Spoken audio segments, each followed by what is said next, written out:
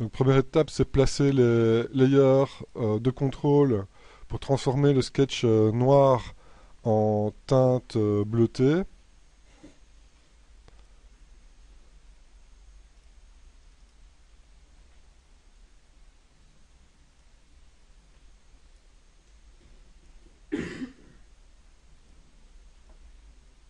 Et d'ajuster les paramètres pour que ce soit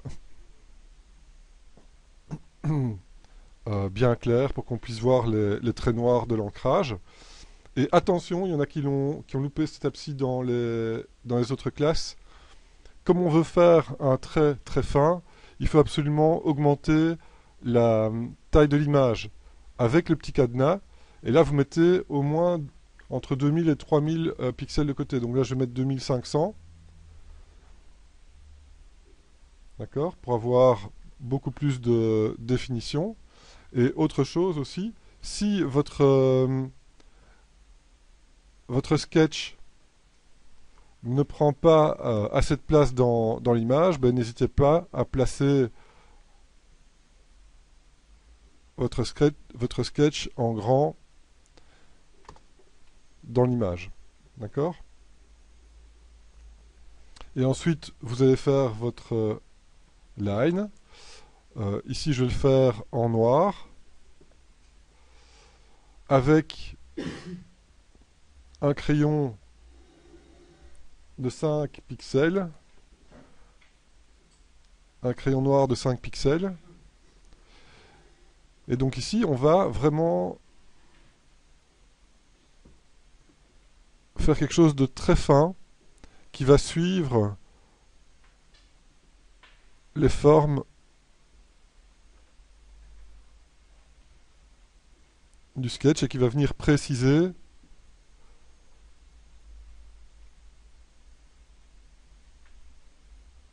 les formes du sketch. D'accord? Donc quelque chose de vraiment très fin. Ça ne doit pas être un ancrage extrêmement précis non plus. Précis dans le sens des lignes. Regardez ici, s'il y a des petites hachures comme ça ou des imperfections, c'est pas grave, puisque de toute façon, encore une fois, tout ça va disparaître. D'accord? Donc le but, c'est d'avoir une version propre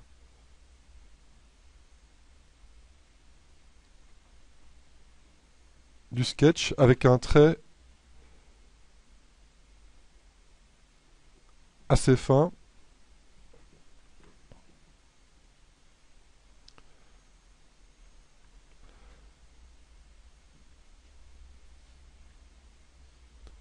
Et assez précis pour pouvoir peindre correctement par après.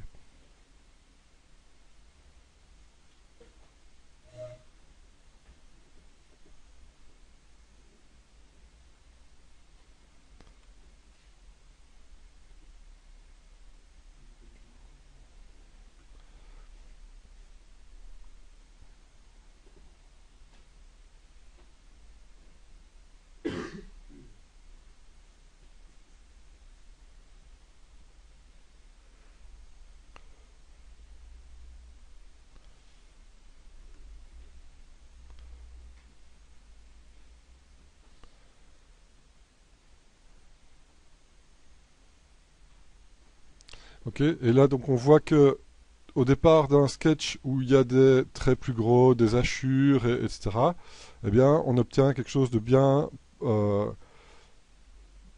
construit, bien précis pour pouvoir continuer le travail. D'accord? Donc faites ça pour tout le personnage. Faites d'abord le visage et on verra après pour le traitement des cheveux, on va déjà indiquer des flots. Et pour la partie ici du costume, on va aussi prendre des références pour ramener ça dans la réalité, puisqu'on a un visage qui est réaliste ou semi-réaliste. On ne va pas garder des choses trop cartoon non plus pour les habits, mais essayer de trouver euh, des détails d'après des références, par exemple, qui vont permettre d'ancrer ça dans la réalité tout en gardant le style du personnage. Ça va? Alors, vous sauvez ça, c'est l'étape numéro 2. Donc là, c'est le line.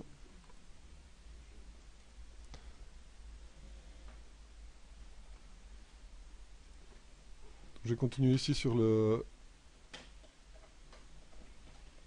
personnage.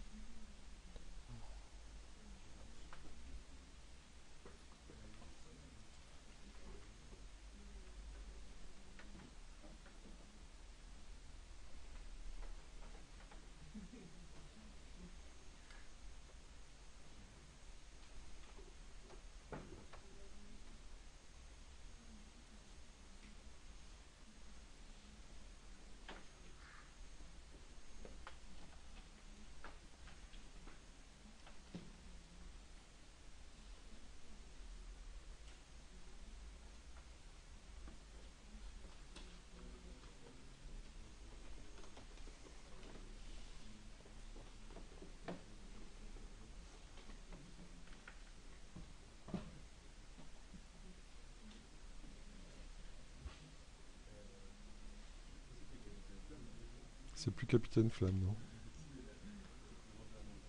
C'est plus Robert, non? Celui-là, c'est Jean-Paul.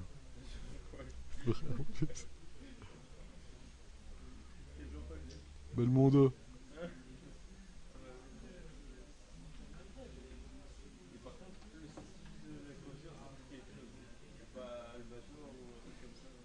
C'est presque. Ouais.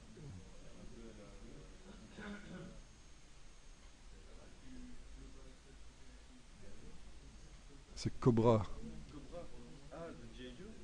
Non. Le dessin animé Cobra. Celui avec un canon à la place du bras.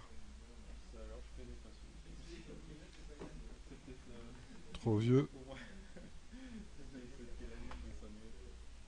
Hmm.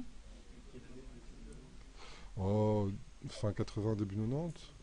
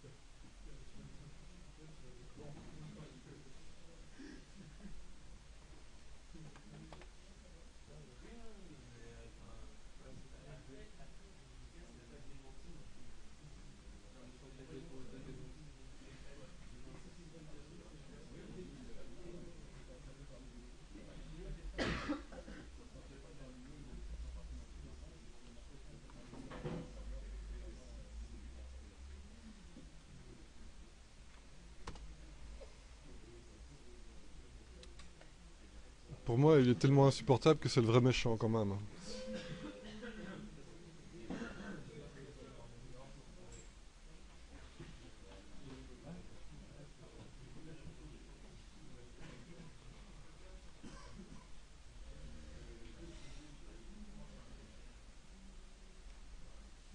Non, le méchant dans Star Wars, c'est celui qui a inventé Jar Jar Binks en fait.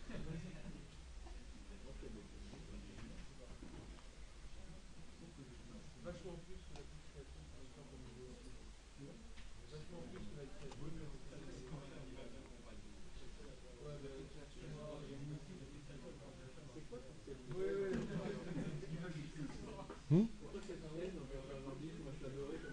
Je sais pas. Peut-être que t'étais vraiment petit quand t'as vu Star Wars pour la première fois.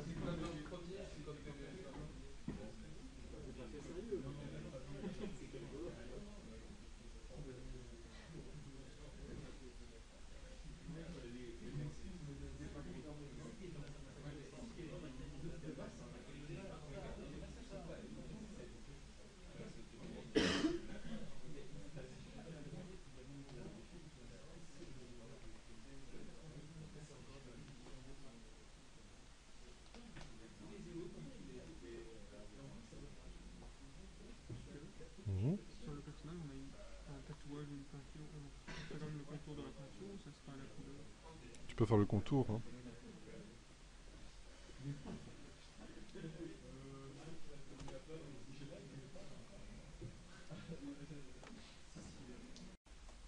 Alors quand vous avez fini la mise au net de votre sketch, toujours bien vérifier avec le flip canvas horizontal pour voir si tout est ok au niveau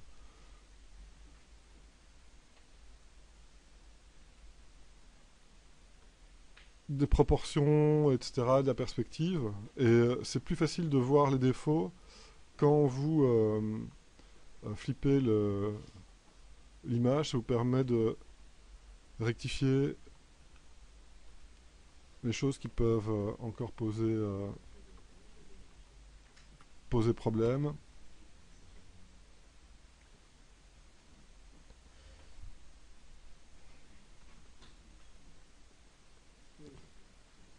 Euh, donc ça c'est une chose. Et aussi bien pour tout ce qui est costume. Donc dans mon cas c'est Cobra, donc les références, ben, il a une espèce de combinaison super moulante, toute rouge. Ok, donc si je m'arrête exactement à la référence, ben voilà, je fais pas beaucoup de détails, d'accord? Donc essayez de trouver euh, des modèles d'inspiration qui vont vous permettre de créer d'autres détails, d'accord? Donc ici, des coutures entre différentes zones de tissu, par exemple, bah, qui vont permettre de rajouter du détail quand même sur la combinaison. La dernière chose que vous allez sketcher aussi, ce sont les flots des cheveux. D'accord? Donc, une fois que vous avez sketché les masses, etc., prenez le temps de sketcher aussi le flot des cheveux.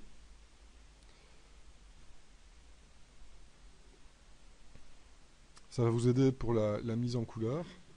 Et alors, tenez compte du volume et de la perspective. C'est-à-dire que les mèches qui vont se trouver en face auront la taille et la forme des mèches normales, on va dire, telles qu'elles sont réellement. Et puis plus on va aller sur le côté, plus les mèches vont être aplaties avec l'effet de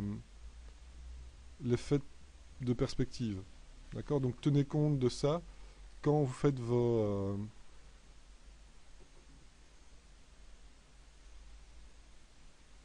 sketchs de flow. Faites ça sur un layer séparé.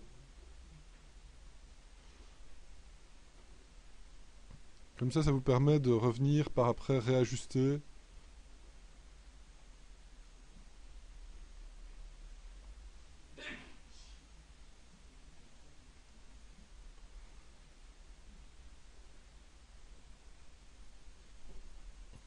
Ce qui doit être réajusté.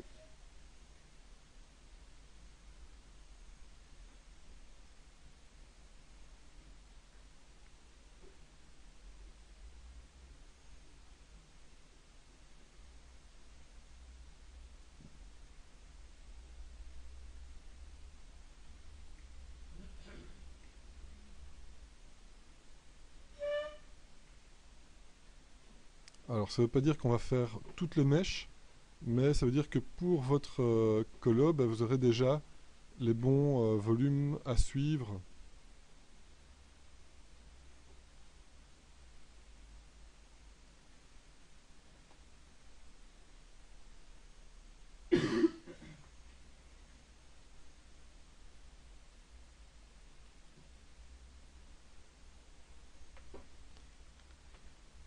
Quand vous ferez les volumes.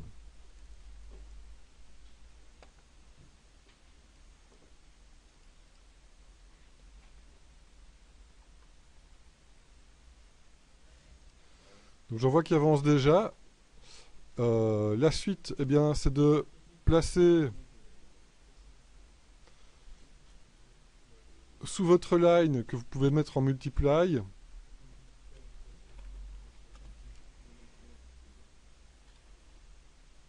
un nouveau layer que vous allez appeler volume, un nouveau groupe. Et dedans, on va commencer par placer la silhouette. Et donc avec le lasso ou votre outil préféré, sur un BG en gris 50%,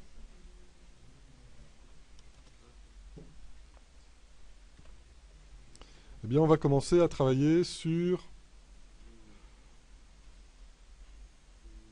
la silhouette.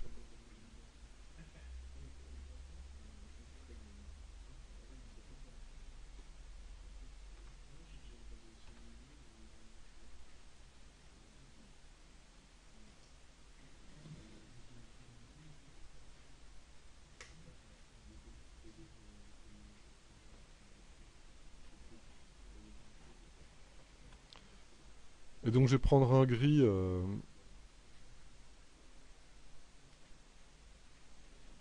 45%.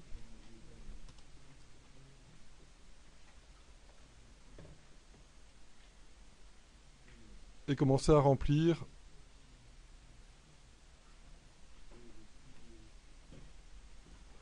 la silhouette totale du personnage. Je vais commencer par le visage et je ferai la chevelure par après.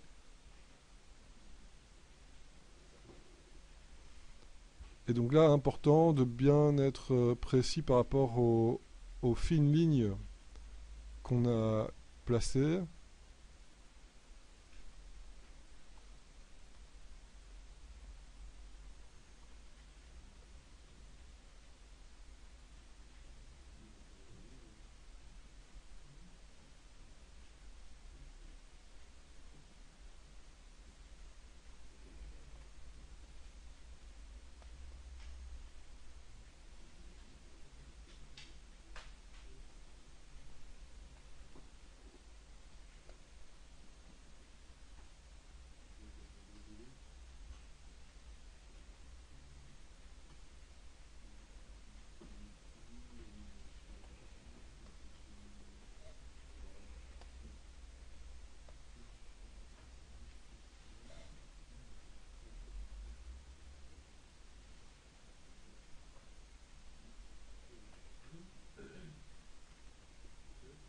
Oui.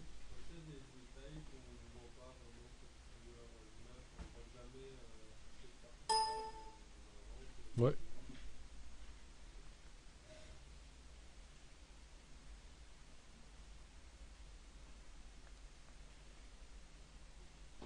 Ouais, t'inventes quelque chose qui est dans le style. Hein.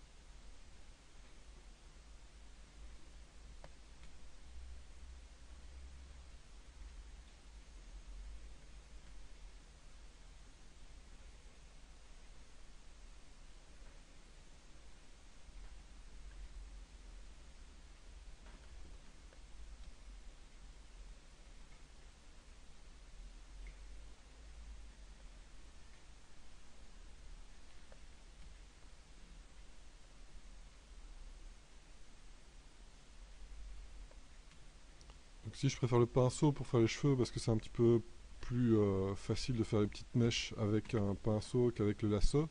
Par contre, pour les zones plus longues, je préfère toujours le lasso.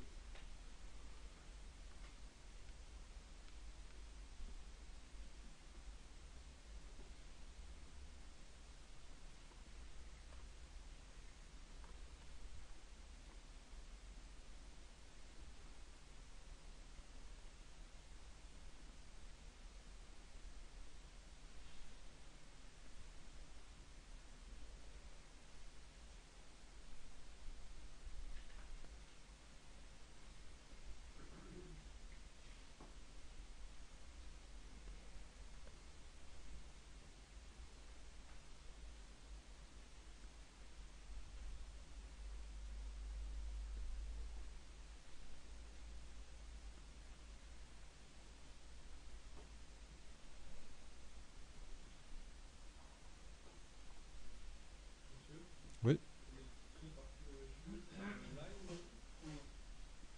Les miens ici? Oui, c'est dans le line, c'est juste un guide pour m'indiquer les flows. Comme ça, quand je voudrais faire les volumes, j'aurai déjà une indication. Mais là, c'est vraiment... C'est des indications et ça va disparaître une fois qu'on passera en mode peinture. Donc là, j'ai fait tous les traits avec du pinceau. Et là, j'espère que... Ah non. Si. Voilà. Ici, j'ai juste la zone à sélectionner. Je vais faire un Select Modify Expand de 3 pixels et remplir ça de couleurs pour avoir ma silhouette. Là, je vais cleaner un petit peu tout ce que j'ai fait au lasso pour avoir quelque chose de bien propre. Vérifier que tout est bien opaque.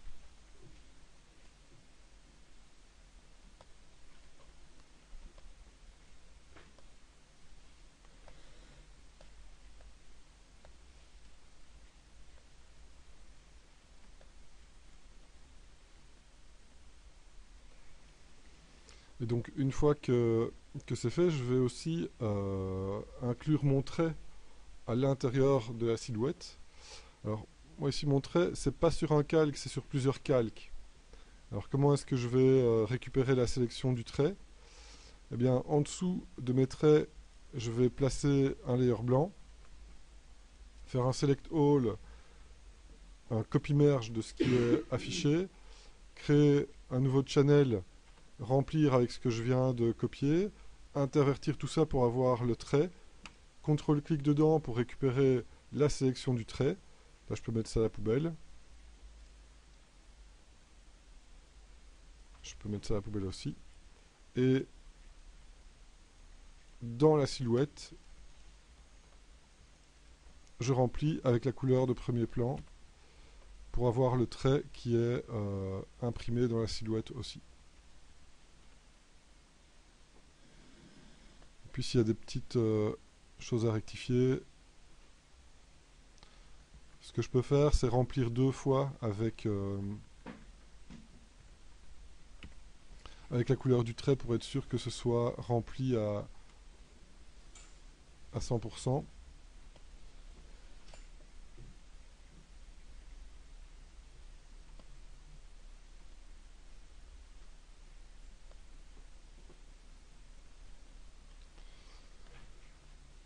Ok. Et donc là, on a la silhouette, ce qui va nous permettre de aussi diviser ça dans les différentes zones de matière. Donc avant de commencer à faire la passe de lumière partout, je vais isoler la partie combinaison, la partie peau, la partie cheveux, la partie cigare pour pouvoir faire les ombres plus facilement et pouvoir déjà avoir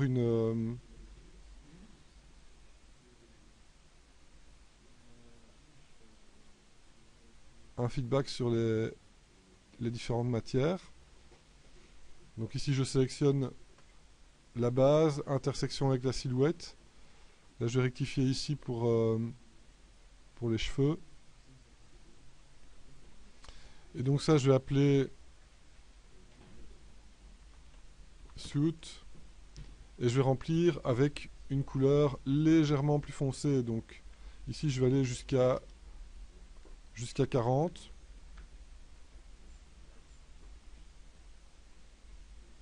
Donc c'est du gris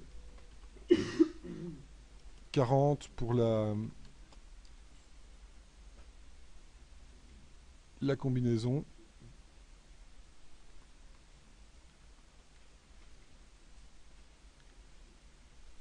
Ensuite, je vais faire le cigare.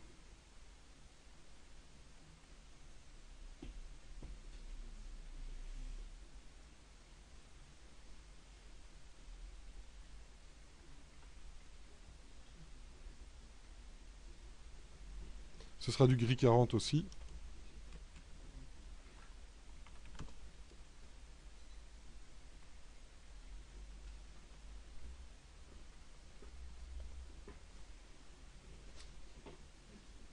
Les cheveux.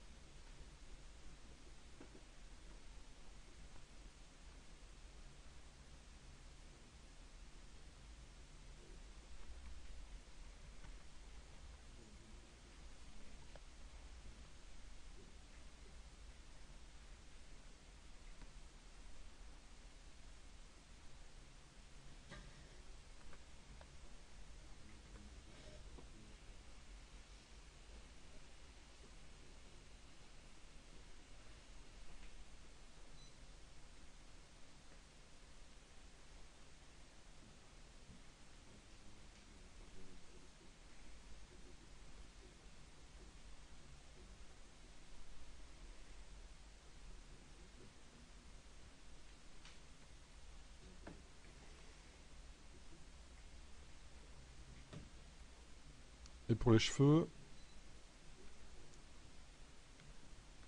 ce sera du gris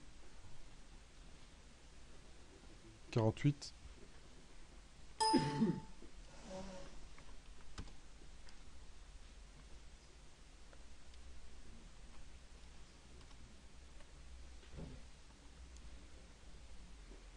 Et donc là, il ne reste plus qu'à faire les mèches ici devant. Et je vais prendre la même technique que tout à l'heure.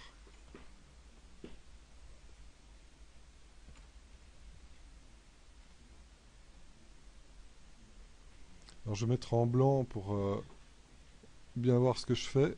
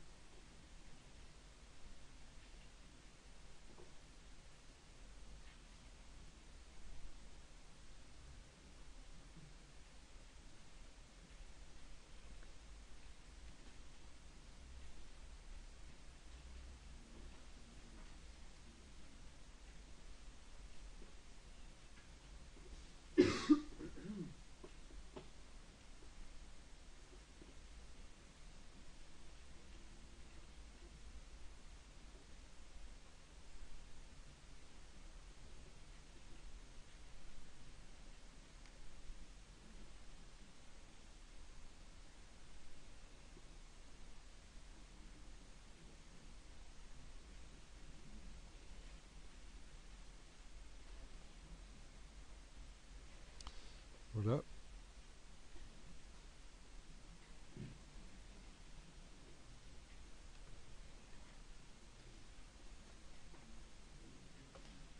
Là, je prends les zones qui ne sont pas encore remplis.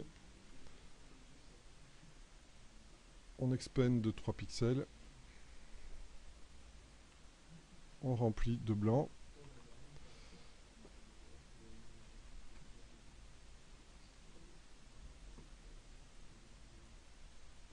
Ici, je rectifie les petites pétouilles.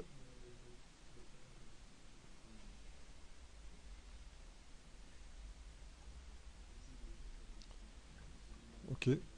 Ça, je vais remplir de blanc en loquant en opacité pour bien voir les trous qui restent à remplir.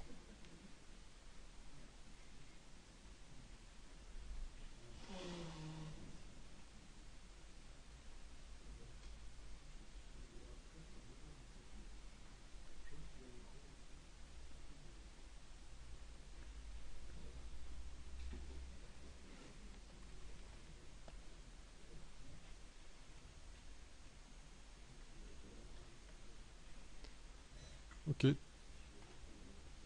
Et donc on ne se tracasse pas trop puisque de toute façon après on va peindre ça et merger ça avec la peau.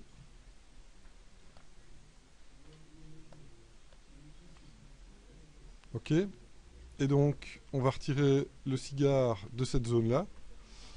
Et une fois que c'est fait, on reprend en loquant en opacité le gris 40 et on remplit. C'était le gris 48. Et on remplit pour avoir les cheveux. Ok, donc on a bien les cheveux, le cigare, la combinaison. Et donc la peau, ce sera tout moins les 3 éléments ici. Et là, on a bien la peau en fait.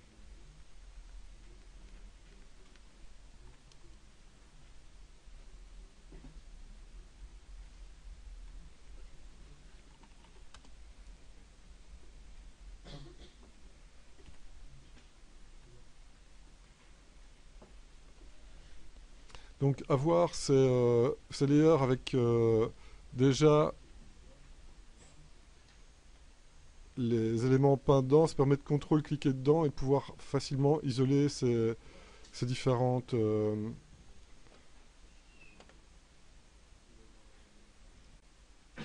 Prochaine étape, une fois qu'on a les différentes zones, je vais faire un nouveau dossier avec un layer à l'intérieur et dedans on va faire les volumes. Et je vais utiliser la silhouette comme masque pour la première passe d'ombre. Donc les ombres portées et ombre de forme. Donc je mets ça, j'appelle ça ombre PF. Et là, avec une brush, avec du gris 35%, ok, on va commencer la première passe d'ombrage. Et donc là, l'intérêt, ben, c'est de pouvoir, avec contrôle, récupérer par exemple skin, contrôle H pour cacher le...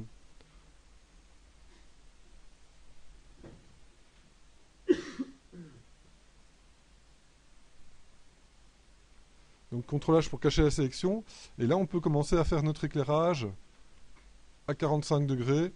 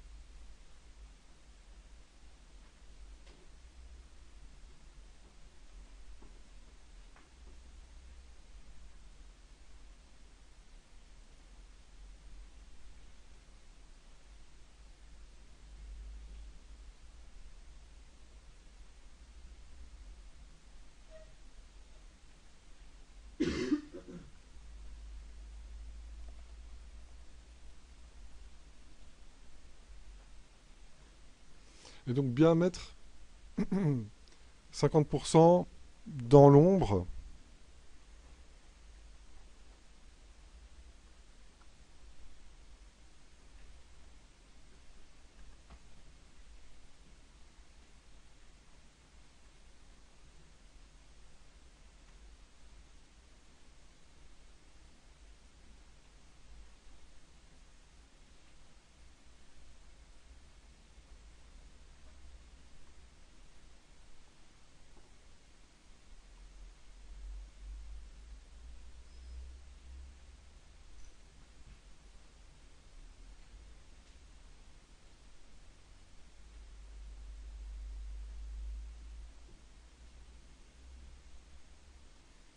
Alors ne pas oublier de rajouter un peu d'ombre sur le pourtour du visage, même du côté de la lumière.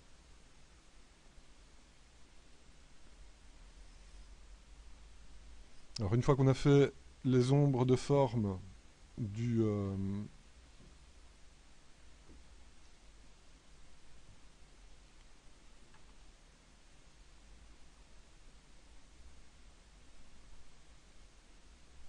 visage, on va faire les ombres portées des cheveux.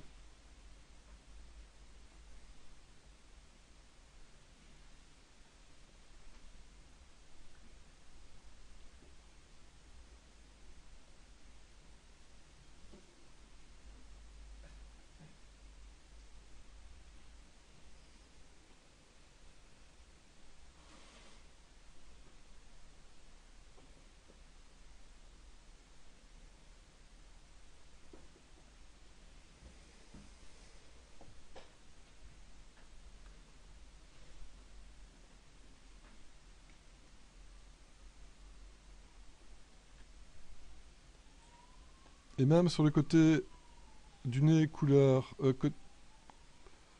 côté du nez... le bord du nez côté lumière, on va aussi rajouter un petit peu de foncé pour pouvoir après merger le trait facilement. Ok. Et c'est avec des contrastes qu'on viendra peaufiner tout ça après.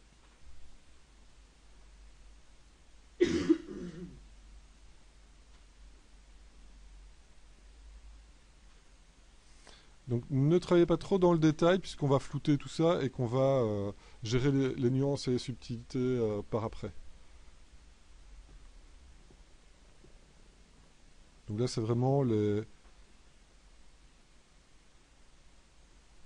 éléments principaux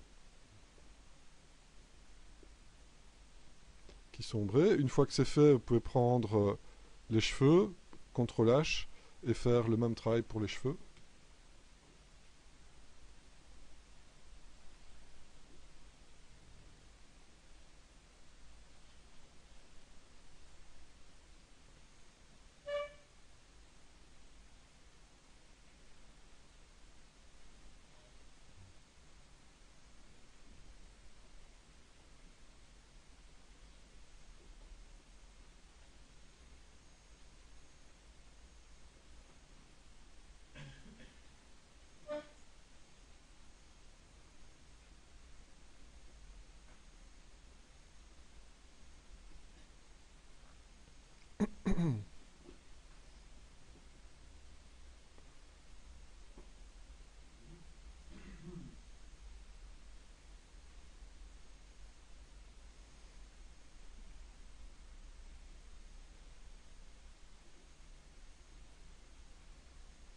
Tout ça on va le flouter par après, donc je fais ça de manière assez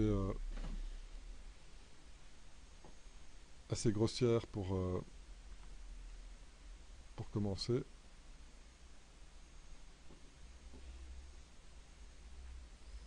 Et alors, pas oublier de faire le bord extérieur côté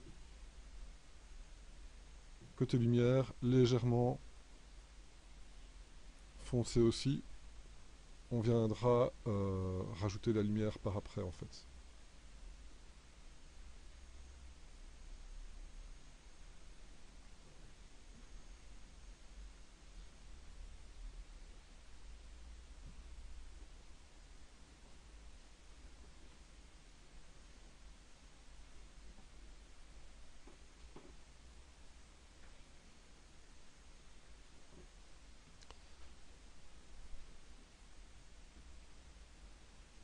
Ok, puis pareil sur le costume.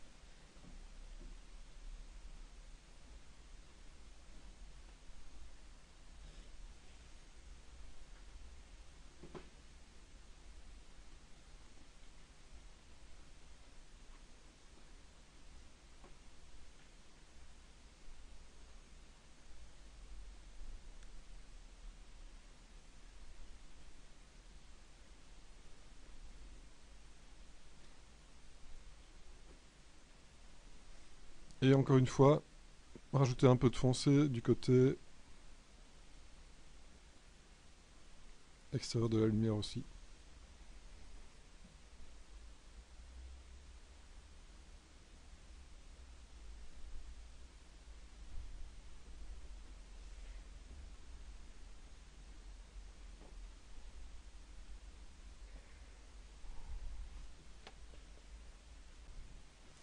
Donc ici la suite, c'est, dans mon cas, je vais dupliquer les ombres de forme pour pouvoir utiliser l'outil Smudge paramétré avec les paramètres habituels, donc 20-25% de jitter avec pen pressure, du scattering sur les deux axes à une trentaine de pourcents avec pen pressure aussi, et comme brush type avoir quelque chose de très déchiqueté. C'est la même, les mêmes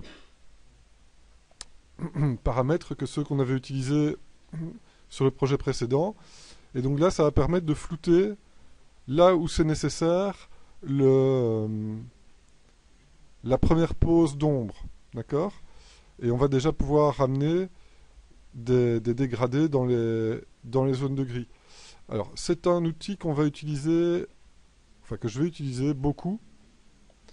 Donc, je vais faire un shortcut. D'accord? Et donc, ici, dans Keyboard Shortcut Tools, vous allez voir le Smudge Tool et vous attribuez un raccourci. Donc, moi, dans mon cas, c'est C. C, ça va permettre de pouvoir peindre et smudger. Donc, B, peindre. Et C, smudger ce qu'on vient de peindre. D'accord? Donc là, j'ai continué la partie smudge.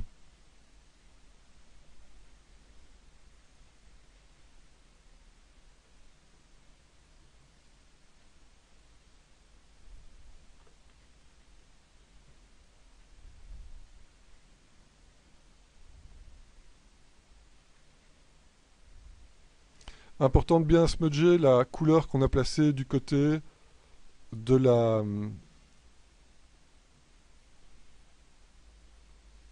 lumière.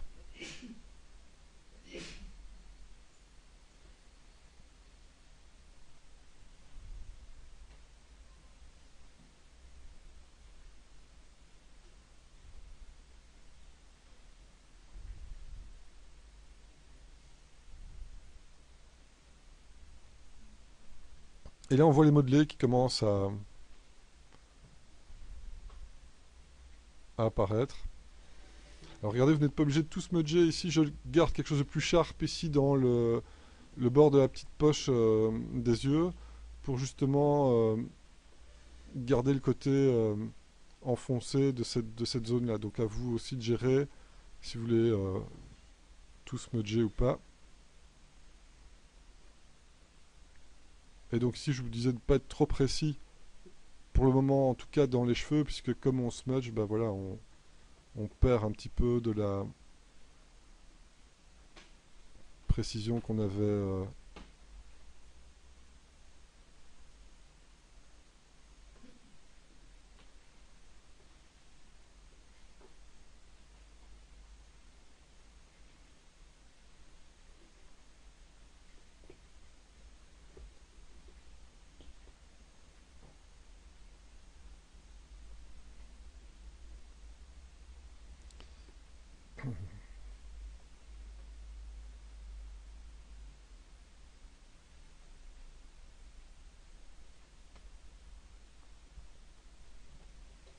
Et donc là, vous pouvez repiquer la couleur d'ombre et venir continuer à corriger.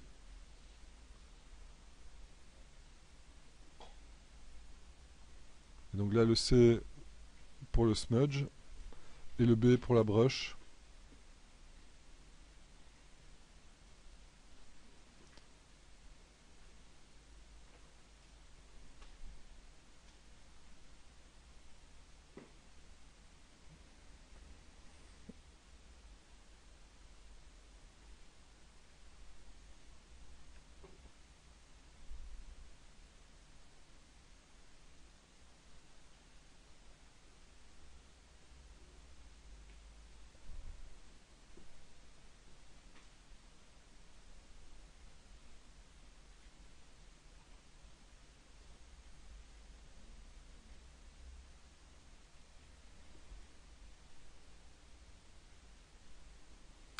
Et une fois que vous avez fini vos ombres de forme,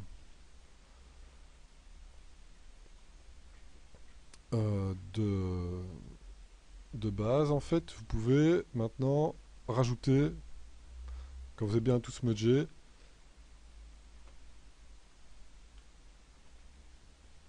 un petit peu plus de détails.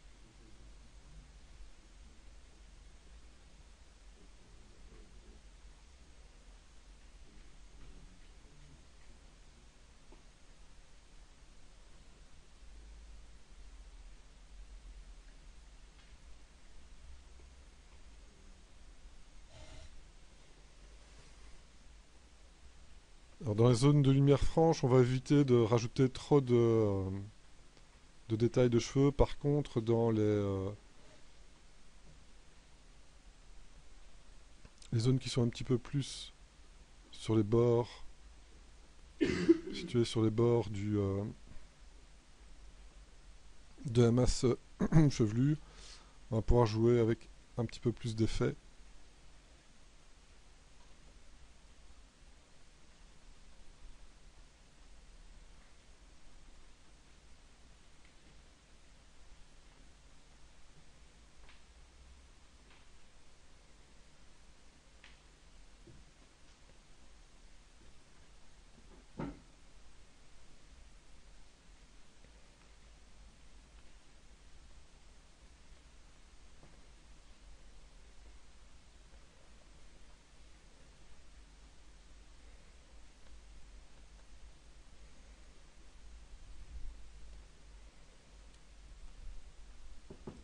Une fois que les ombres portées sont placées, eh bien, on fait un nouveau layer qui est contraint lui aussi avec le, la sélection de la silhouette.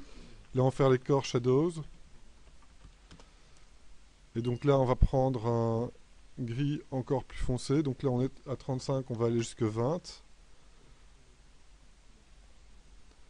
Et là, ben, les core shadows, c'est ce qui va vraiment raconter l'histoire à l'intérieur des zones d'ombre.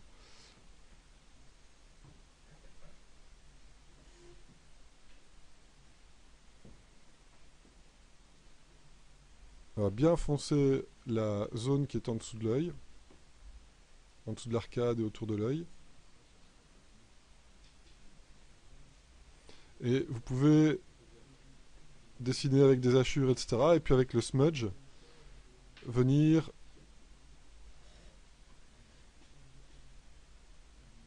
merger tout ça. On va travailler sur la peau d'abord. CTRL H pour cacher.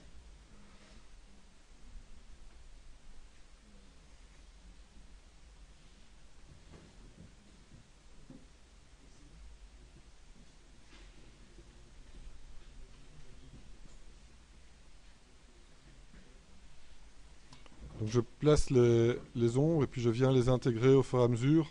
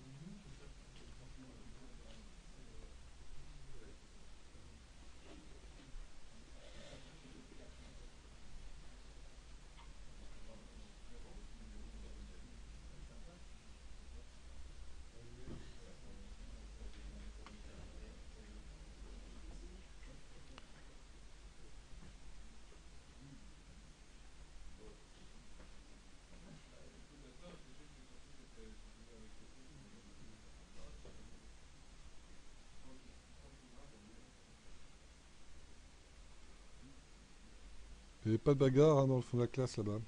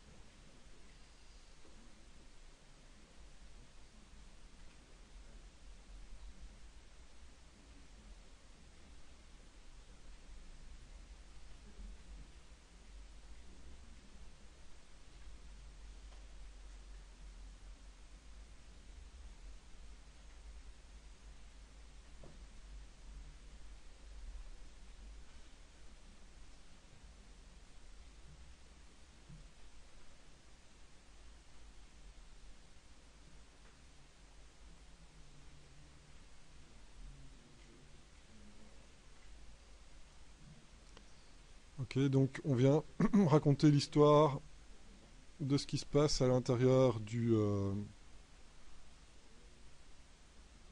des ombres.